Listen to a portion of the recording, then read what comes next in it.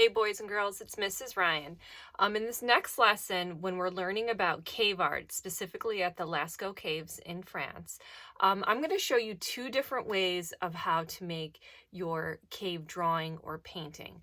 One is going to be just with plain old white drawing paper, like computer paper, or if you have any thicker paper that you have available at home. And I simply used crayons and pencil. So after you looked at the slideshow, which is what I want you to do first before starting this, just so you have a good background on, what the actual artwork during that Paleolithic era looked like. For example, the drawings were we call them primitive.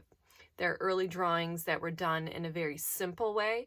So if there are any human figures, they look like stick figures. A lot of the mammals that you had seen in the cave art were just simple outlines.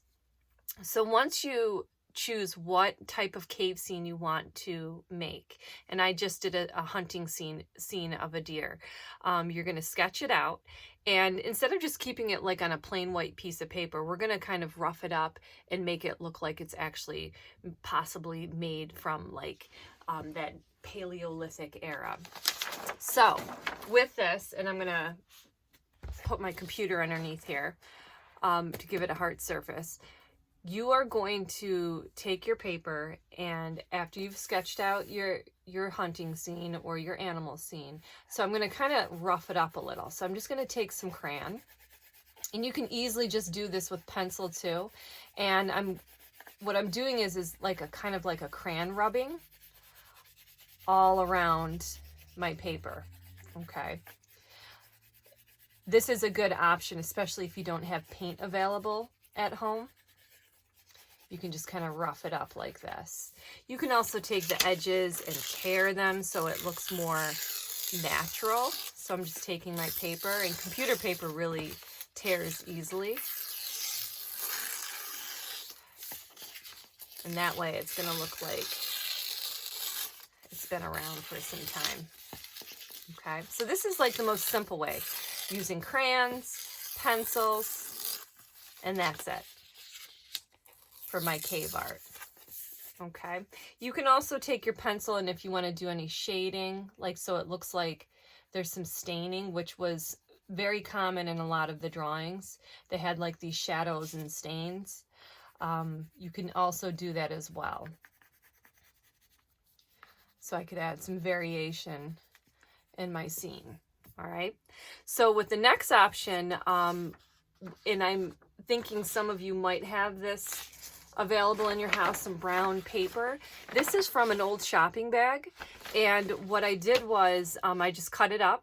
I kept the handle because I thought if I wanted to use the handle and hang it up somewhere, that would be kind of cool to do too. So the first thing I did was I sketched out my animal, and I decided with this one to do, and it's called an auroch or a bull. So I just took my pencil, did a sketch first.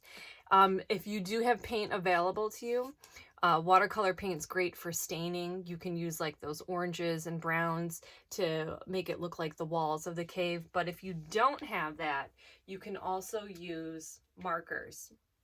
So with markers, what I'm going to do is I'm going to first kind of sketch out where I want those shadows. And again, remember, your drawings are very simple. They're not overly detailed. And I'm just going to kind of go around and add some staining. And this marker is pretty dried out, but I'm still going to be able to use it. I'm going to add a little shadow back here, a little bit more on here. Definitely on the horns of the bull, inside of the ear. And I'm going to use a little bit of this darker color to do maybe some staining. So right now it looks like it's just scribbles. But when I apply water to it, you're going to notice that it's going to change. So in this next part of the video, it's going to be a time lapse of me painting on this and continuing to stain the bull.